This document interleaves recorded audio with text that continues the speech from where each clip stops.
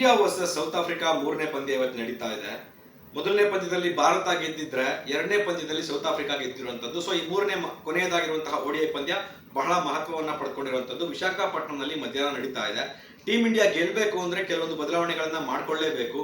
ಯಶಸ್ವಿ ಜೈಸ್ವಾಲ್ ಅವರು ಯಾಕೋ ಓಡಿಐನಲ್ಲಿ ಅಷ್ಟು ಚೆನ್ನಾಗಿ ಆಡ್ತಾ ಇಲ್ಲ.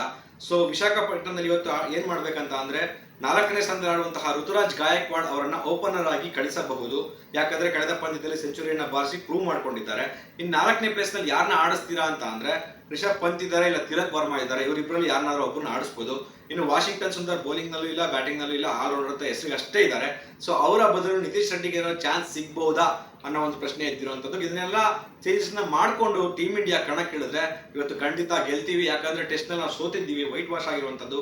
ಸೊ ಅದನ್ನ ಇಲ್ಲಿ ನಾವು ತೀರ್ಸ್ಕೋಬೇಕು ಅಂತಂದ್ರೆ ಸೇಡನ್ನ ಇವತ್ತು ಪಂದ್ಯವನ್ನ ಗೆಲ್ಲಲೇಬೇಕು. ಇವತ್ತು ಯಾರು ಸೆಂಚುರಿ ಬಾರಿಸ್ತಾರೆ ಅಂತ ನಿಮ್ಗನ್ಸುತ್ತೆ? ಬೇಗ ಕಮೆಂಟ್ ಮಾಡಿ ತಿಳಿಸಿ.